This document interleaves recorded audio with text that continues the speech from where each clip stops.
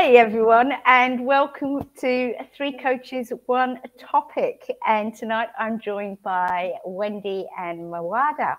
And our topic for today is goals, actions versus manifestation, and choosing the right approach for you. And I think we're going to find out it doesn't have to be either or.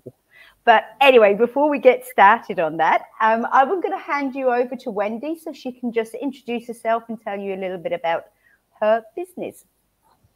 Thanks, Donna. Okay, hi, my name is Wendy Shaw. I am an end-brainer, a trainer and a coach. I love doing head-heart stuff, alignment and magic and sparkles and all of that stuff. I also teach coaches. And I'm super excited because I've got an end-braining program next week. So yeah, that's what I love to do. I also do other stuff. I'm assessment development centers. I'm getting fed up with report writing. But I do all sorts of different collaborations. I teach NLP. I'm also a certified trainer of timeline therapy and hypnosis and all sorts of other wonderful things. So you've got a whole bag of goodies over there, Wendy. And I have to say, I am coming to do the end-braining training next week. And I am really looking forward to it because I think this is going to be my bag, baby. So thank you very much. Well, Mawada, please introduce yourself. This is your first time and it is a pleasure to have you here. Thank you for having me, Donna. My name is Mawada Alwazir. I'm a life coach, an NLPer, an brainer, a 6 seconds assessor, and I help people get reintroduced to themselves because we get lost along the way. And this is what I love to do. It's my passion. It's my essence. And I'm looking forward to this conversation. Oh, great. Thank you so much. And I just love what you said because I've literally just finished off another article about finding ourselves in our relationships. And it is, I mean, it's every like 5-6 years that we have to reintroduce ourselves to us because of our life experiences during that time frame. So that's interesting. Ah, thank you. Okay, so my name's Donna Burfield and I am the founder of Joy and Purpose Coaching and I am the parent coach. So I help parents create extraordinary moments and build strong relationships with themselves, with their partners and with their children. With 26 years experience as a teacher and as a single parent, this is something that I feel extremely passionate about. And I'm just not like your ordinary coach. I love to be your advocate, your guide and partner and brainstorming and creating new opportunities for you. And I also run Coaches Supporting Coaches here in Dubai and putting the finishing touches to CSE International. Very, very excited. Still a lot of back-end work to make it valuable for coaches internationally. So let's get started. Okay, so when it comes to setting goals, there are two approaches, okay, so that people tend to take, focusing on actions or manifestation.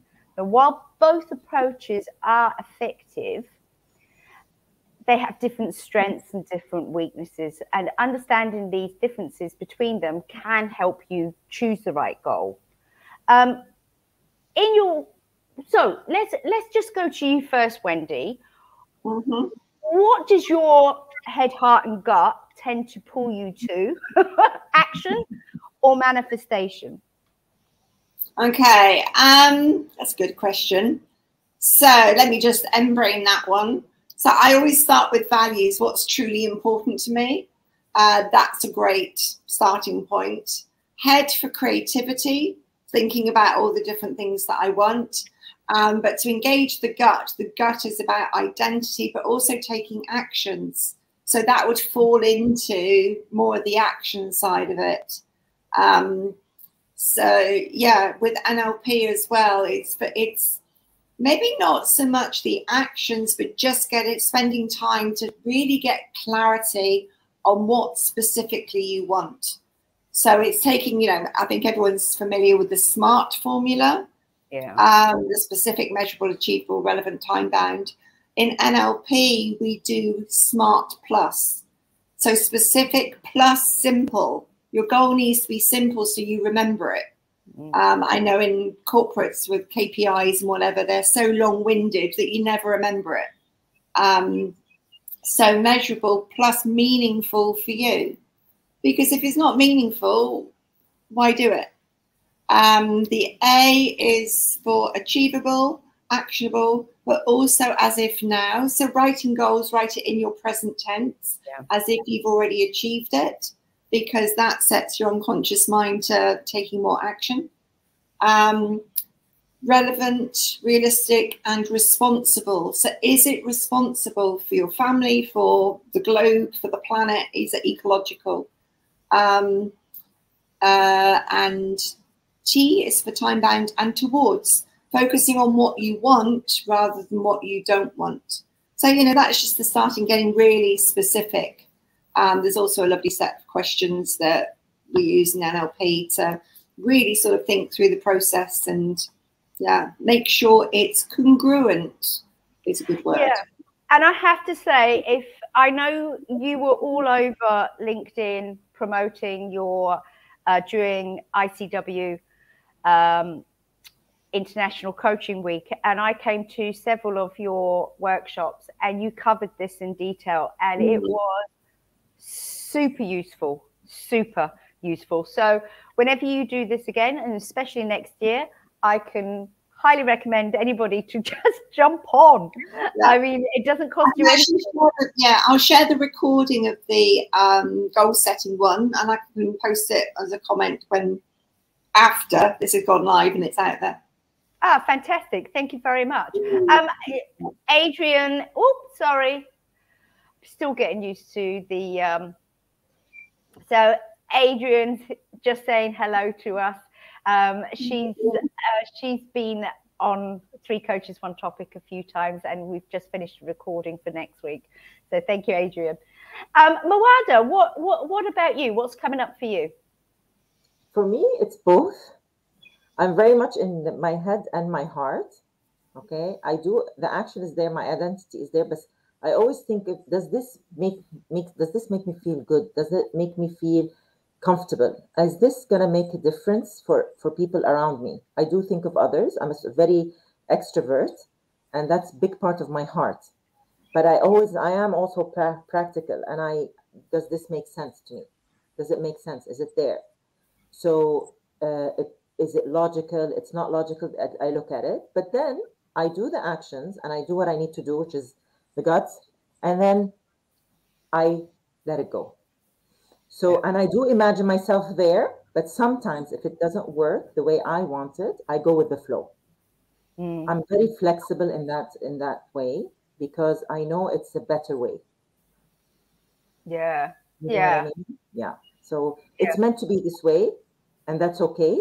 But I do have to do the work.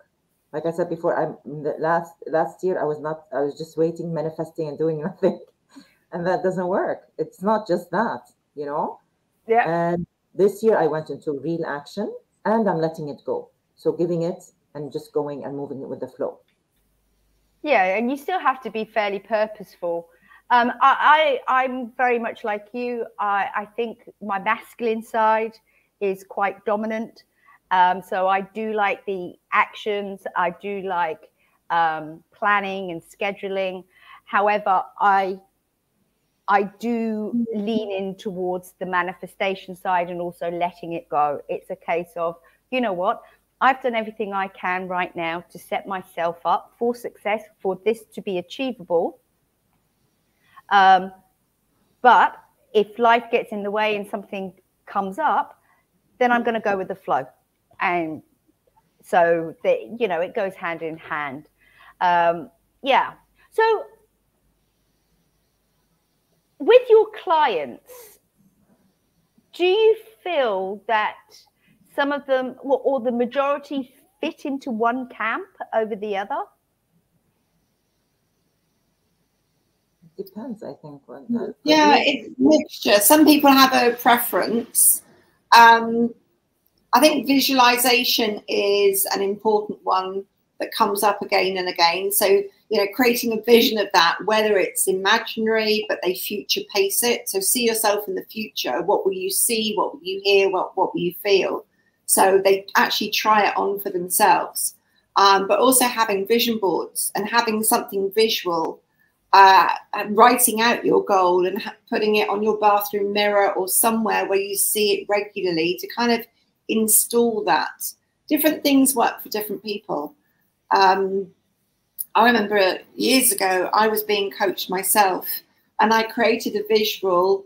It wasn't linked to goals, but it was about identifying my saboteur. So I created a visual for that, and I ended up printing it off and putting it all over the place as a trigger to challenge myself.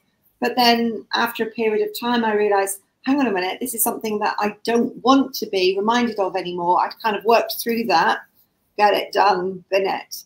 So I think visualizations and visual cues can be useful if they're fully supporting you, and they're positive. Yeah.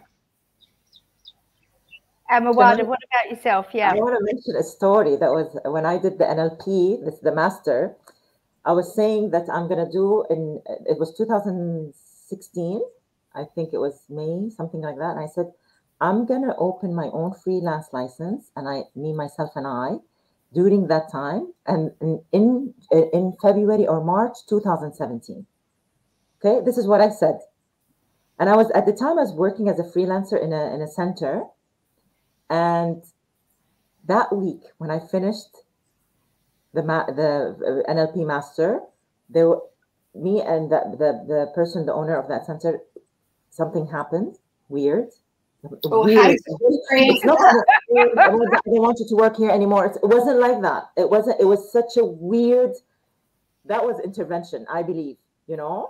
And I was able to open, and earlier than what I thought, and that was like a week, Wendy, only. Donna, it was like, what is that?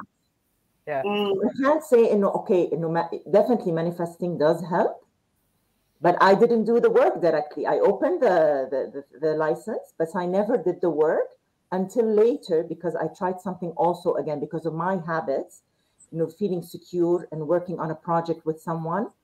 And it's like God telling me, Mawada, you're a coach. You've been a coach since 2011. Just do your thing. I had to learn another lesson, a snap on the face, to realize, khalas, this is what I'm going to do. And it's amazing, So sometimes you think it's going to happen, and it just suddenly, it manifests really, really quickly. But you yourself, you're the one who's keeping yourself from really doing what you need to do. Yeah. This is just coming from Adrian. She says, I'm with you there, Wendy. I do a lot of future pacing work and encourage clients who enjoy writing to design their future life. So what's interesting is that sometimes you were talking about being flexible, but you also have to have some idea of how you can implement these goals. Mm-hmm. So what are some of your tips for those that may have these grand ideas, but they just don't know how to get started, and they can't bridge that gap? Yeah, I think a nice one, as because I train timeline therapy, floating above your timeline going into the future.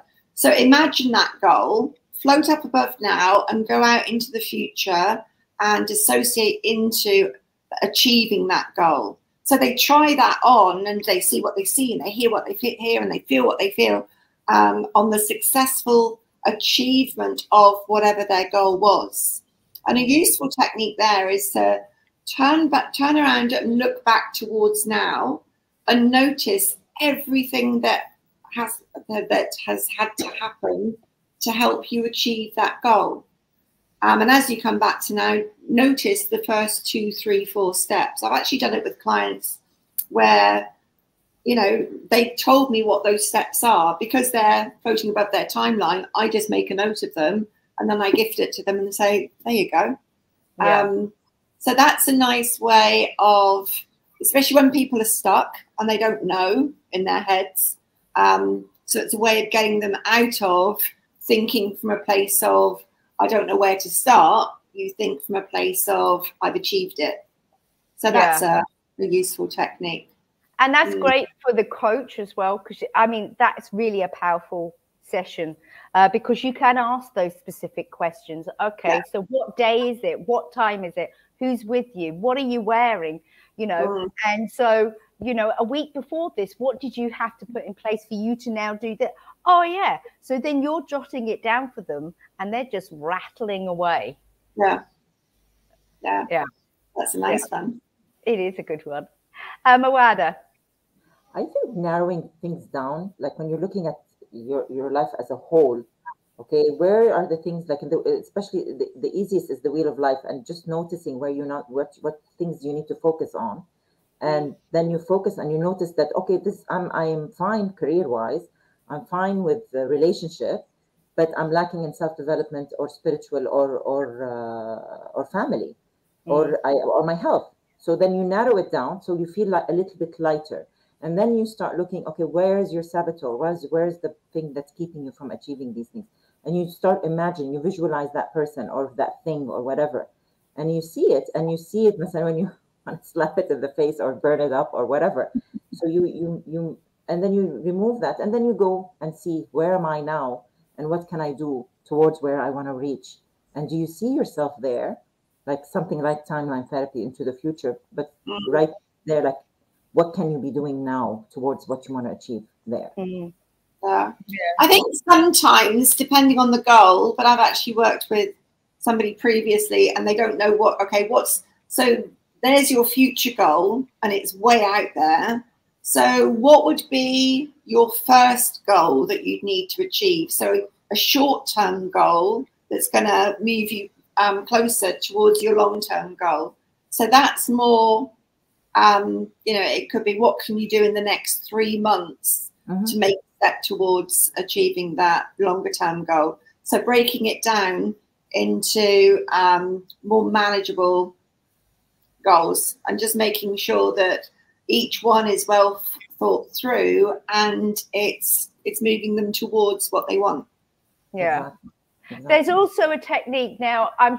I know it's got different names. So I will just say the name that I know it as. It's called 7 levels deep. So I know within coaching that we don't tend to ask the why questions, but this is a very deep reflective one as to why we want something. And so your thing would be, I want to be successful, or I want this promotion.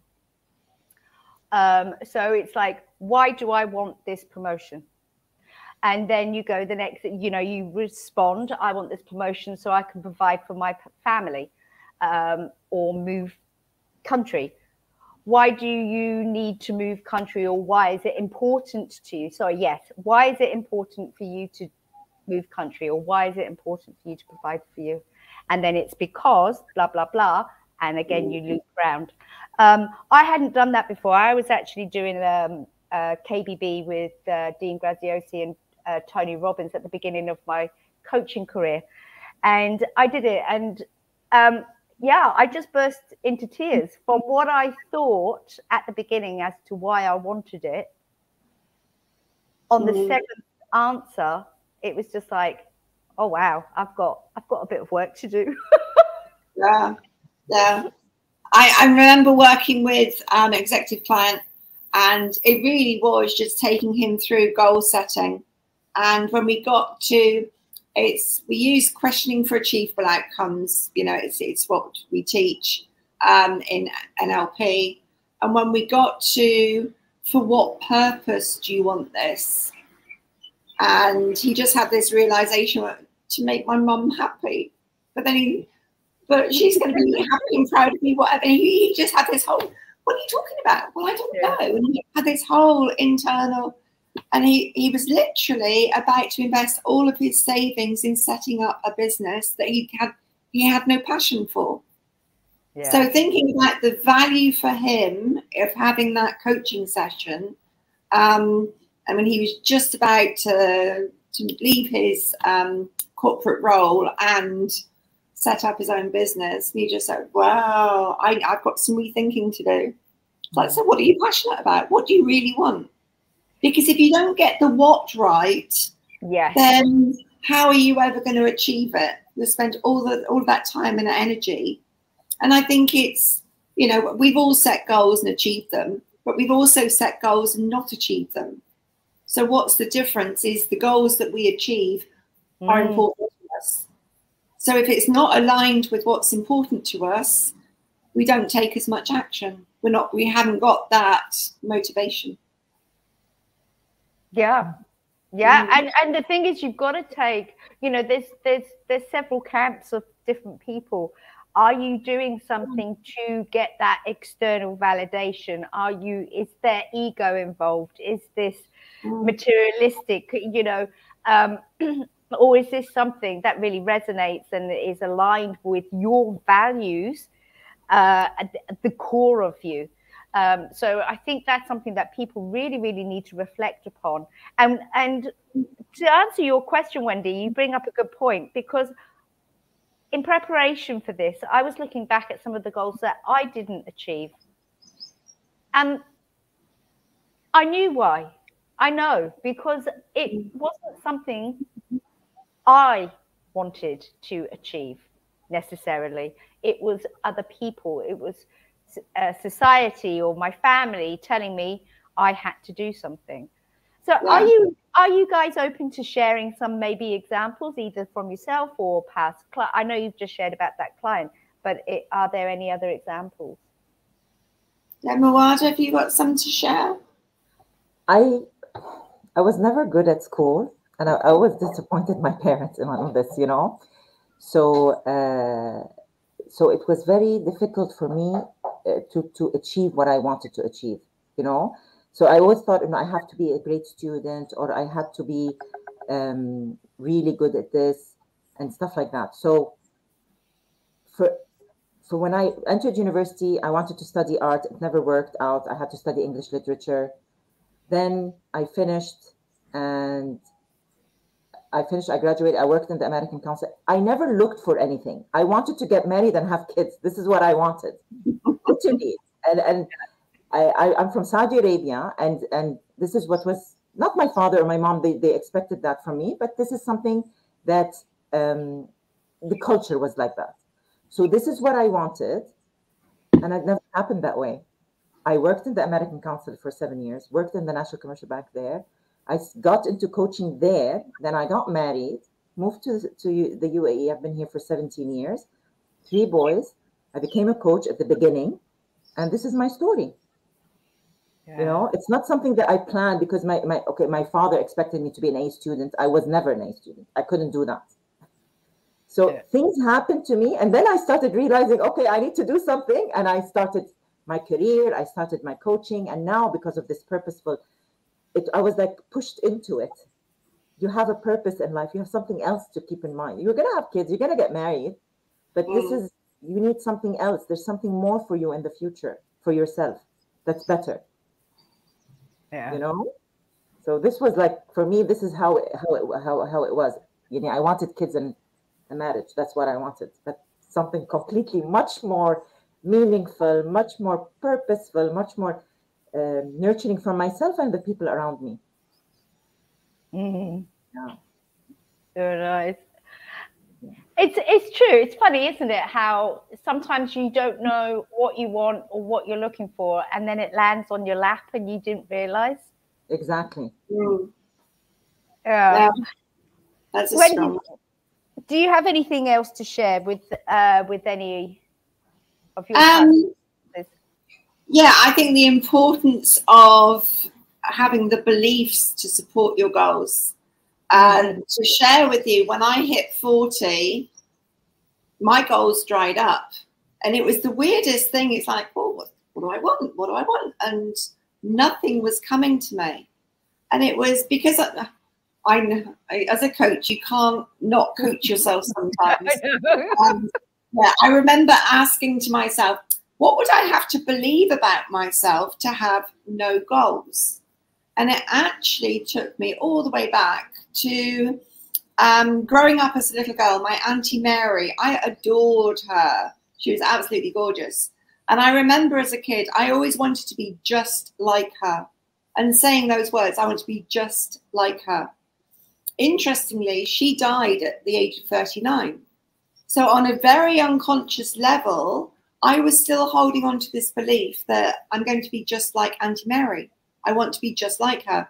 So when I got to 40, I had no goals. And on some level, I didn't truly believe that I should be alive. So that was some self-exploring and some work to do. But what an eye-opener. You know, those simple little statements we make as a child, and then it holds me back all those years later. So yeah. Are you just triggered this past memory in me. Yeah. I was about 17 and I went to see a clairvoyant, and well, she was a medium. And she turned around and said, after there was some more conversation to this, but the relevant point is that she said I was going to die of a young age, late 30s, early 40s, in a cold country, right? So, I've been in the UAE for 28 years. But I remember it still pops up now and again. Now, logically and all the rest of it, you know, you can put that aside as a load of woo-woo. But because everything else she said didn't happen or come true, but subconsciously I held on to that. Yeah. I think on the other side of the coin here, as a coach, we have to truly believe in our clients' goals. I remember one client, one of his goals, he wanted to be a Mashrek millionaire. Now, this is a lottery, and I didn't believe in it. I can't coach him. I don't think it's an achievable goal because of, you know, in my model of the world, I could be wrong. In my model of the world, there's a huge element of luck involved in winning a lottery. And I thought, well, if I don't believe he's going to achieve it, I'm going to sabotage it. So I said, look, I'm sorry, I cannot support you in achieving this goal because it's not something that I believe in. He said, well, I believe it. 100% I believe it. I said, well, congratulations. Keep it as a goal for you. And what other goals would you like to work on within, you know, the coaching relationship? So I think we need to be clear on what our beliefs are. Are they fully supporting us in achieving our goals? What would you have to believe about yourself to not be achieving your goals? That was the powerful question I asked. And then what comes up for you? Because if those goals aren't congruent, and if you're not totally aligned as a coach when in your clients' goals, you sabotage them. Anything less than 100% support equals sabotage. So apply that to your own goals as well. Where am I not fully supporting myself in achieving these goals? Yeah. And that's where your sabotage patterns come through. More work for coaches. Yeah, exactly. No, that's an interesting one, because I'm sure a lot of other coaches would have just gone ahead with it anyway. And he continued with it. Did he become a Mashrek millionaire? Not as far. I haven't heard. Not as far as I'm aware. I think I did say, well, let me know when you achieve that one. I'll help you celebrate it.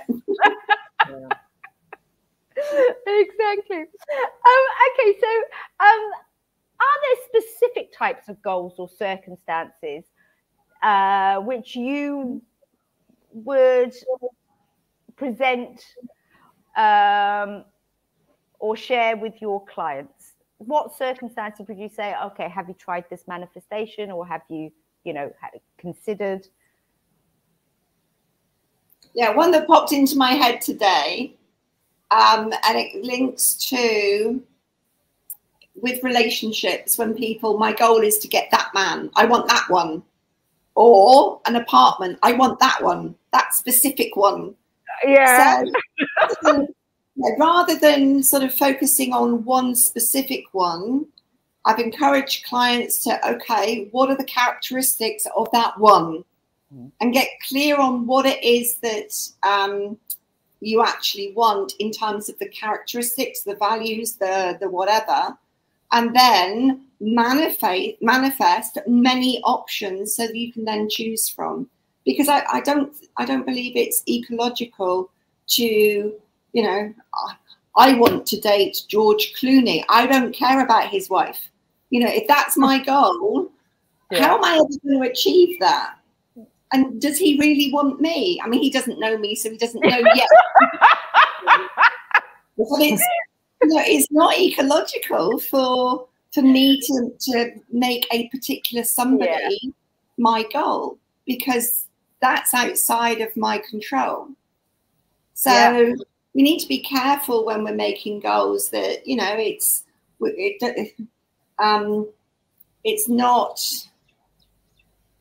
got to be our choice and our responsibility to attract options to select from, I believe. Yeah. Yeah. And that's interesting, Wendy, when you're saying that, because sometimes you get stuck in wanting that person, not George Clooney, whatever. I want to get married. I want to get married. And I'm thinking all the time, I'm going to get married. I want to get married. And then you're blocking yourself. Yeah. It's not like it's I think desperation comes up. Yeah. You're so desperate that person, and that guy is not going to be interested. That energy comes up. If you're desperate, men don't like that. I think personally. I heard something yesterday about the percentage of marriages that, I think it's, was it the marriages that cost over 10,000, 20,000 US dollars have a much higher increased divorce rate. It's like, what's that all about? But if you think about it, I link it back to, as little girls, we all want to grow up and have the big wedding. It's something that we dream of for years and years and years. So, you know, do we get more focused and sucked into getting married as the event rather than the relationship, which is the husband? So I think there's a lot of pressure on people nowadays to have the big event. And, you know, how long have Bridezillas been around? I never heard of a Bridezilla when I got married. I'm old. I agree with you, because this is true. The girls, I always tell them, girls, it's not just the wedding dress or the party. No. It's a relationship that you have to work with that person. You don't know, especially in this culture, sometimes you get married arranged. Yeah. And some of them, you don't even see them before you get married. Imagine you're stuck with this person. So how could you fight for something, and you could have at least to talk and meet up and fight for it, because this is the person you're going to be with for the rest of your life. You're going to have kids with this person. So it's not, the basis of it is not right anyways. So she's dreaming, oh, he's going to be with her. She thinks he's going to be Omar al-Sharif or, you know, this George Clooney. And he's not. He's not George Clooney, you know? Oh, God, our examples are so old now. That's why I'm thinking younger, George Clooney at least. Who's younger than that? Mine was Hugh Jackman. Is, not was, past tense. See, I've already let him go. So, you know, for they think this is how it is. No, Omar al-Sharif cheated on Fatin Hamama at big time, and he was always cheating on her, you know. So it's not like that. You need to have that spiritual connection, that intelligent. Do you agree on there's certain values that are the same? So these are things that you need to look at. It's not yalla, let's do this, you know. Yeah, it's not like going into a sweetie shop. I want that one, and I want it now. Exactly. Yeah. But what's interesting with this, because, you know, life is full of contradictions. So again, with the manifestation, I remember I used to say this a lot. Be careful what you wish for, because you might just get it.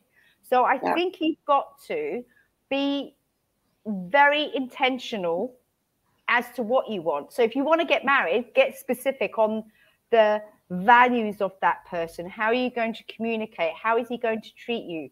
How is he going to please you? How is he going to do all these things?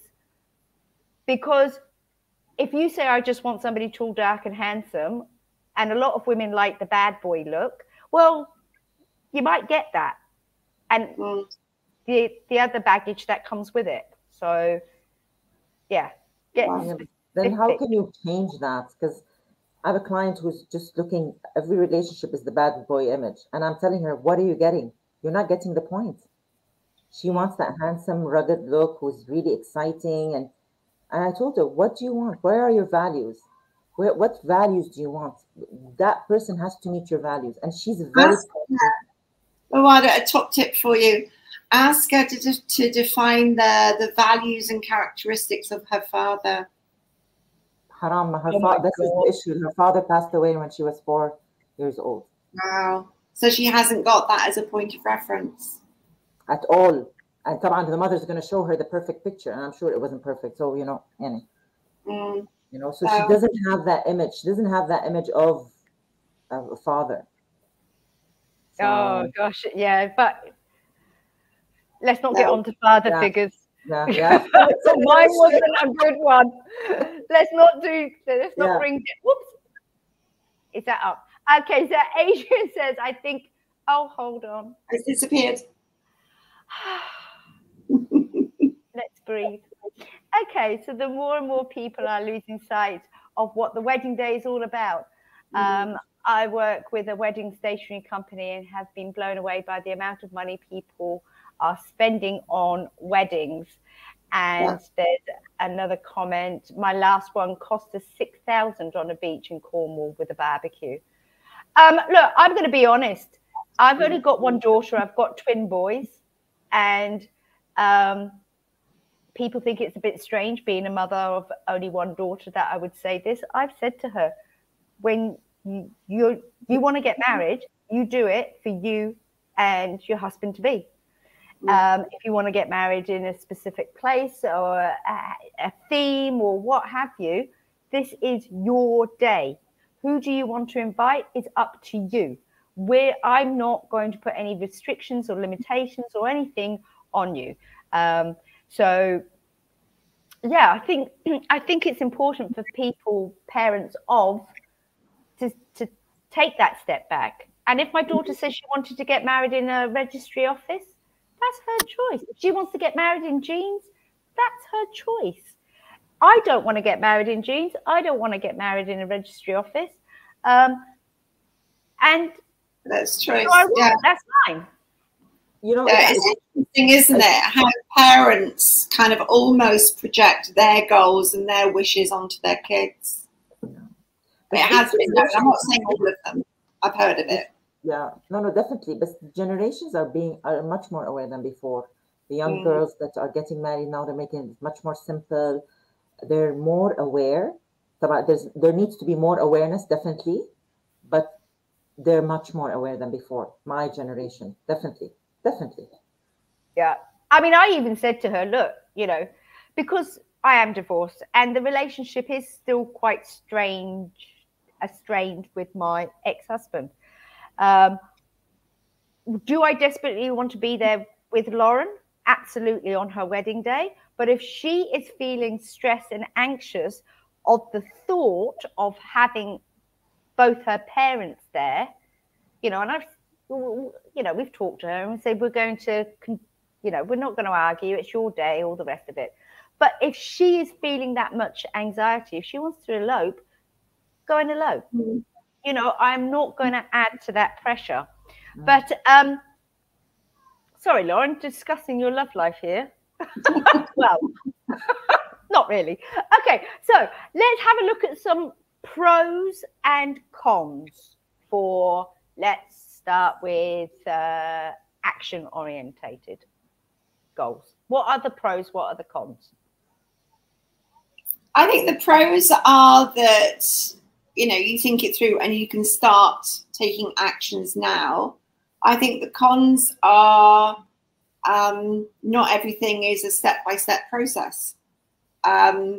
I believe in quantum, you know, putting a goal out there, focusing on something that I want. And then, as we were talking earlier, is planting that seed. It's not about digging it up every day and how's it going? Is it growing? Is it, you know, is it happening? Is it taking shape? But it's putting it out there and allowing the universe to help you, because we don't know what's out there. I think for me, on a yearly basis, I often kind of brainstorm and just maybe not make all of my goals smart, but just think about what I want more of in my life, what I'm done with, that can go out of my life, and reflecting on that at the end of the year, the number of things that, oh yeah, I'd forgotten, I wished for that, and then I've achieved it in some way. So that's allowing things to just happen without having to control it. So yeah, those for me would be the pros and cons. Mawada, what about you? When we put the goals and the certain tasks, but sometimes the people say, okay, well, this didn't happen, and sometimes I tell them you cannot control it. When you say, I'm a Muslim, and we have that prayer, and we say, please God, give me this and this and this, okay, and they want to control that. You can't control it. Maybe it's not a good thing for you anyways, you know. So there's a lot of control on the goals that they want, or there are a lot of control. From my clients, I see lots of control. That's stressful. You're stressing yourself more. Yeah. You know, there's too much stress here. Put the goals, set the task, everything, and let it go. And if you're doing you're doing the certain task every day that you need to do, whatever, enjoy it. They miss out on the enjoyment because they're focusing on when it's going to happen. How is it going to happen? And that's a waste of time, because that's not your job, basically. Yeah. So that's why I try to give that to my clients, that, okay, you need to do the work, but also you need to let go. You can't control it throughout. You know, okay, sorry, is this action focused or manifestation that I always think, oh, okay, both of them. Yes, there has to be action, 100% action, you know, but also I cannot make it only just action. Yeah, no, I was just trying to get some ideas of the pros and cons for action based, and then with the manifestation, only because there are some people that they are so focused on doing action, or they're so focused on manifestation. For me, action is good, having something that you have to do. There's something there that's put down, and you have it. You have a plan to do it. You know, that's the action. I think that's very good to have, because if you don't have it, like Wendy said, if you don't write things down and you have them, they're there in front of you, and you're going to go, it becomes a habit that you're doing these actions, okay, towards where you want to reach, you know. So this is the plus in it. Like Wendy said, also the negative part of that, or the part that's gonna be difficult for the person who is a controller, is trying to do that so much. And maybe sometimes they overdo it. If I want to lose weight, I'm going to do an hour and a half. If I'm supposed to do 1 hour, I do 1 hour and a half, but then you're tired, you're not feeling good. And then eventually maybe you will let go of this exercise. You're not going to do it anymore. That's the negative part of it. Going to For me, the actual goal of losing weight, you're focusing on what you don't want, which is the weight. Exactly. So it's not a towards goal. You need to focus on being fit and healthy. I'd also raise here, I'd also raise here, there's a big difference between doing and being. Yeah, exactly. So there are times to do, and there's other times where you can just, who are you being while you're busy doing? Exactly. Yeah, absolutely. Some of the things that I looked at during the research and popped up was, it creates, when you're doing action focused goals, it creates that sense of urgency. So it will give you that little bit of, motivation to get moving. It also encourages accountability, which I think is quite an important one, however you want to set your goals. And it also helps with momentum, because you can put those roadblocks, you know, I mean, you have a good roadmap, but then you can have those check-in points. How am I doing? Where am I? Am I as far as I want to? Do I need to, you know, adapt? So again, I think that is about having a growth mindset as well. Some of the negatives, or, you know, that could come with doing action focus, is that sense of being overwhelmed if you're giving yourselves too much action statements or targets. Also, again, you both mentioned it, it can restrict you, and it can, therefore, you're lacking on creativity and just going with the flow, and, you know, taking a step back and seeing where the cards land. And you know, the last thing everybody else wants is you know, burnout. So, you know, when you are doing those action focused goal settings, make sure you do implement those, you know, rest spots for you to check. Otherwise, your focus is all straightforward and you're missing the view on the way. Yeah, exactly. So you can still be action focused, but also don't forget you're in there as well, and you need to be there to keep that momentum going. So what do you need? Okay, so pros and cons for manifestation goals.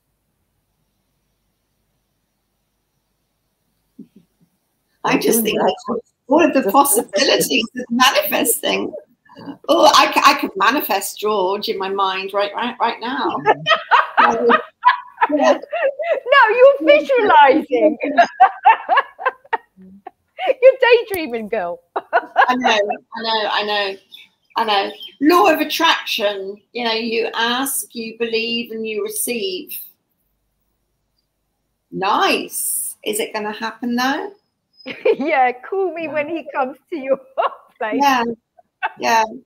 I think when it comes to even manifesting, I think I'm thinking relationships and things. We should manifest more choices, but there's also action involved in that, because if we want to meet people with a certain set of values, they're not going to come knocking on our door and say, hello, I'm here to take you out on a date. We do have to take action and go out and to those kind of places where those kind of people are going to be. Yeah, and sorry, Wendy, can I help on the back of that? There was somebody that I knew a long time ago, and she wanted to find a man, and she described him in great detail, and he was, you know, tall, athletic, he liked to go on adventure holidays, and he did. She didn't like to go on adventure holidays. She didn't like to work out. She didn't like walking. And she wanted this person. So I remember even way back then, and I'm going, so what kind of person do you think he will be attracted to? That's more polite than why would he have you? That's so true. He's not going to be, that's true. No, that's 100%. Yeah. So you also, because when other people are involved, you also have to consider, are you being the right person for them? Yeah, exactly. Yeah. Exactly. But how right can you be? You know what I mean? Are you going to be 100% that person for that person? No, but you need to have some areas in common. You know? Yeah. And maybe it's perfect, but then what happens later? You never know. Things not necessarily they're going to continue. You know? But there has to be substance. There has to be substance, because if you're going on looks and money and, you know, material things, that is not enough to sustain a healthy, balanced relationship. So that's why you have to dig that little bit deeper. So if you want somebody who communicates with you, if you want somebody who's calm, if you want somebody who's, you know, loves to volunteer and be part of a community, who's touchy-feely, and you're not, the chances are if somebody's touchy-feely, they want a touchy-feely person back. They respond. And if you're not, so, you know, these are the things that you need to think about when you are manifesting, you know, that ideal partner. It just reminds me, Donna, that I remember working with one guy, and he was going to go sober. You know, he wasn't drinking excessively, but he realized he was relying on it more and more. So getting him to think through and future pace, there was a lot of things he'd have to give up. His circle of friends, his behaviors, his habits, who he hung out with, his, you know, his go-to people. And we spent a lot of time going through and exploring that. And it was like, well, are you ready to do that? And he said, I need to do it for me. Yeah. So, you know, it was more about exploring ways of how he was going to do that. Not just cut them dead, but just say that, you know, this is where I'm at. This is what I need to do. And that means I need to spend less time with you. So, yeah. What will you gain or lose when you have this goal? Yeah, that's a hard one, hey, because when you're single, I mean, I've been single now, as I said, for like 10 years.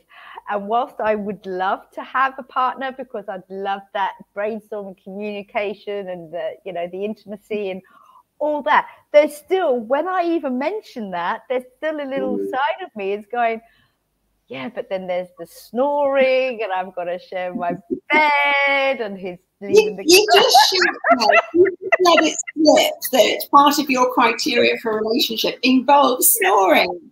Focus on what you want. Big nostrils, clear airway. No, universe, I did not say that. Yeah, got to be careful what you wish for, because you might get it. Okay, so what are some of the more negative things that can come across if you are too focused on being, you know, manifestation? I think there's a bit of disappointment. There's a bit of disappointment if it doesn't happen. You're manifesting this and you want this and all of this, and people get stuck in that. Yeah. You know, the dream guy, or, you know, and then it turns out it's not the right thing, or you get it, but it's not it's not giving you, you're looking at that only, and then you didn't find what you really wanted. That goes away. That person gains weight, gets older, whatever. So you're manifesting something, you get it. Or sometimes you manifest something and you don't get it, but maybe it's not good for you anyways. That thing is not good for you. You think it's good because you don't know yourself, especially when you're younger. Yeah. You know, and when you're 20, 25, definitely you're different here. And I'm 52. So differently, there's a big difference. The way I looked at things then and how I look at that. And I said, thank God that didn't happen, that I manifested. You know, this is what I wanted, and it wasn't the right thing. And I'm blessed that that didn't happen. You know, so but if I got stuck, there are people who are stuck in that image. You know, so that's bad. You have to accept it. When you accept things that come to you, take them. Yeah, but I think, again, what you're just saying as well, it's really important to be, excuse me, specific, because if you turn around and think, I'm not going to be like the other people, I want somebody who's tall, dark and handsome. I just care that they've got a kind heart, they're nice, gentle people. Again, you might meet the nicest, kindest gentleman who would be perfect for all those things, but, you know, you just might not feel physically attracted to them. So if you do want somebody with a nice smile, or who's, you know, 5'10" or what have you, then it's okay to say that. Yeah, 100%. Yeah. Definitely. And maybe it will work out. It's not something, no, it's not going to work out. But that's not the only thing. No, some people, it's the only thing because of the movies that we watch and the things that we read, you know, especially at a young age. This is what we're looking for. We think this is how it's going to be. Yeah. I feel so old when I say this, but look at the youngsters today. We're still young at heart. What are you talking about? Yeah. My goal is to have a facelift and lift things up and squish them down and remove. No. Yeah. I'm sorry, you get Rachel. No, age gracefully. That's what life is. Every wrinkle. I mean, it's just like I've got so many laughter lines because I laugh a lot. It's not wrinkles; they're laughter lines. Character building. Exactly. Yeah. Okay.